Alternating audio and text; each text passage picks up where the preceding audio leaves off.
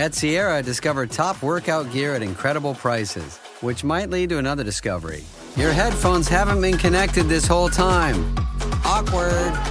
Discover top brands at unexpectedly low prices. Sierra, let's get moving.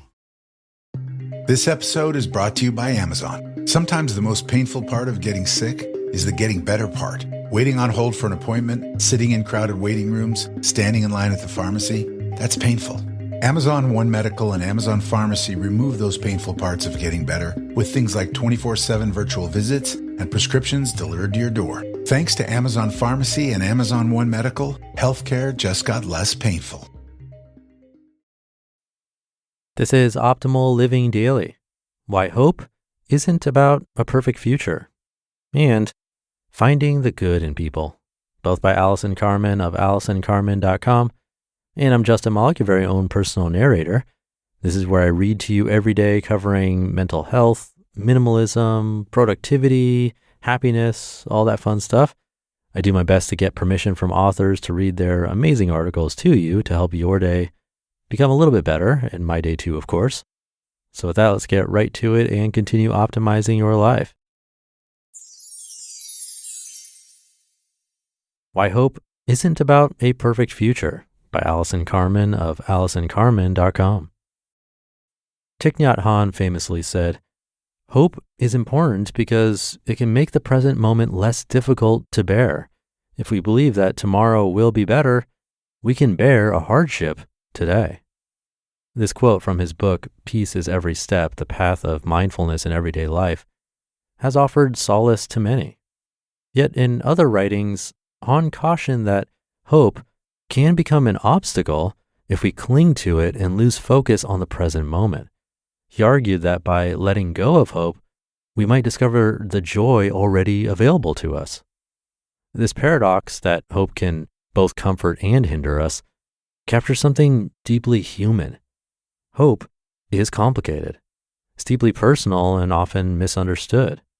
For some, hope is fragile, tethered to a specific outcome, a job promotion, a reconciliation, a particular future. For others, hope is broader and more flexible, a way of facing the unknown with curiosity and openness rather than fear. I fall into the latter camp. For me, hope isn't about predicting a perfect future. It's about finding the energy to keep going.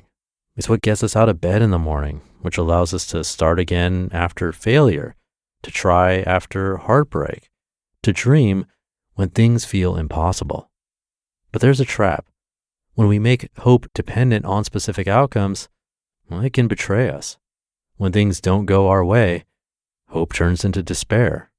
And despair can paralyze us, keeping us from engaging with the present or seeing the possibilities it holds. The role of certainty. In the end, I've come to believe that conflicts about hope, despair, and our visions for the future aren't really about hope itself. They're about our fear of the unknown. People often crave certainty, cling to it, and grow deeply uncomfortable when it's challenged. Certainty feels solid, gives us a sense of control, but life isn't certain. It's inherently fluid, unpredictable, and messy. Certainty may feel comforting, but it also limits us. It locks us into fixed beliefs, shuts down dialogue, and blinds us to possibilities. Certainty tells us we already know how things will turn out, so why bother trying? Or it restricts hope to a single outcome, narrowing the possibilities for our lives. Ultimately, certainty can become a prison, keeping us stuck in despair when things don't go as planned. But when we see uncertainty as an ally, a space where new things can emerge, hope takes on a broader, more meaningful role. It keeps us moving forward with an open mind, reminding us that the future isn't written, that things can change, and that even in the darkest moments, there is still the possibility for light. Why hope matters. Hope isn't about predicting the future or ignoring challenges. It's about staying present with the belief that change is possible. It's what helps us resist despair and embrace the unknown as a space for growth, action, and transformation.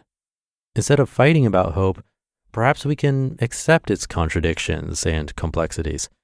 Hope doesn't have to look the same for everyone. For some, it's about mitigating damage. For others, it's about building anew. It can be found in quiet moments of reflection, bold leaps of faith, or small, steady steps forward. The future is uncertain, and to me, that's a gift. It's in this uncertainty that hope can take root, flourish, and open doors to new possibilities, both in our lives and in the world. Finding the Good in People by Allison Carmen of AllisonCarmen.com. Quote, "The fly seeks filth. The bee seeks honey. I'll shun the habit of the fly and follow that of the bee. I will refrain from finding faults in others and look only for the good which is in them." A Hindu monastic vow. When my older daughter was in preschool, I made a very close friend. We often got together with the children and shared the ups and downs of motherhood and balancing a career. Most of all, we shared a lot of laughter. After a few years of really enjoying each other's company, we had a disagreement about a particular situation at the school. My friend got very upset and started to yell and scream at me. She even engaged in name calling. We obviously saw the situation very differently, but she acted in a way that I had never seen her act before. I tried to approach her several times about what happened, but we just ended up arguing again. After a few weeks of feeling uncomfortable and hurt, I decided that I didn't want a friendship with someone who could get angry so easily and attack me like that. I pulled away from the relationship. Our children were still friends and we were pleasant with each other, but for me, it's not the same. Months later, a mutual friend started to have real difficulty with her marriage and was heading for divorce. This friend of mine that had yelled and screamed at me was so kind and loving towards our troubled friend. I saw all of the kindness and generosity in her that I had witnessed during our best times together. We began to spend some afternoons with our mutual friend, laughing and enjoying ourselves like we had in the past. I realized that I had forgotten all of her beautiful qualities because I was so focused on the one that I did not like. So what happened here? I completely shut down when I didn't like what I saw in my friend and turned my back on everything that was so wonderful about her. How often do we do this when we have a mishap with a friend or family member and we see something or a few things about them that we don't care for? Maybe they disappointed us when we needed them, excluded us from a gathering, or acted or said something hurtful to us. We harp and harp on what is wrong with others like flies looking for filth, instead of acting like the bees and finding the sweet and magnificent things about them.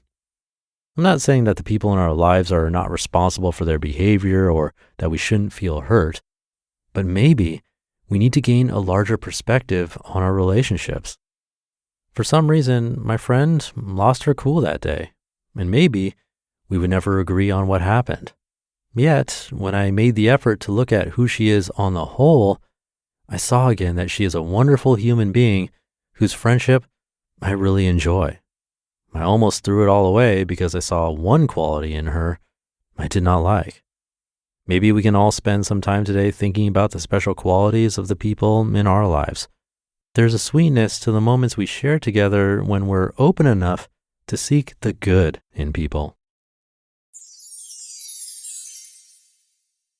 You just listened to the posts titled, "Why Hope Isn't About a Perfect Future," and "Finding the Good in People," both by Allison Carmen of AllisonCarmen.com, and I'll be right back with my commentary. We're so done with New Year, New You. This year, it's more you on Bumble. More of you shamelessly sending playlists, especially that one filled with show tunes. More of you finding Geminis because you know you always like them. More of you dating with intention because you know what you want. And you know what? We love that for you. Someone else will too. Be more you this year and find them on Bumble. You already know finance isn't just numbers, it's the stories they tell. That's where the average Joe comes in. This free daily newsletter turns market news and investment strategies into quick, entertaining reads that make you smarter in minutes. Cut through the noise and get actionable insights to grow your portfolio and sharpen your financial edge. No jargon, no fluff, just what you need to know. Join thousands of savvy readers today. Subscribe free at readthejoe.com/subscribe-swap. That's readthejoe.com/subscribe-swap. Level up your financial game with the Average Joe and subscribe today. Thank you to Allison.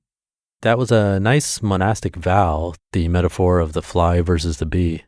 I've definitely been the fly sometimes, especially in my younger years, focusing on what's wrong instead of what's right.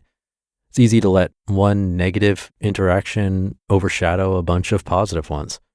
It's like we have some kind of built-in negativity bias that makes us remember the one time someone let us down more than the 100 times they showed up for us. It's tough, but like Allison's story shows, we usually miss out on so much good when we do that. So maybe today we can both try to be more like the bee, looking for the honey, the good in people instead of focusing on their faults. Might be easier said than done, but worth the effort. Let me know if this resonates with you. I always enjoy hearing your thoughts on these kinds of topics. You can get in touch at oldpodcast.com. You can also reply to my weekly newsletter. You can also find that weekly newsletter at oldpodcast.com. And with that, have a great rest of your day, and I'll see you tomorrow for the Friday show, where your optimal life awaits.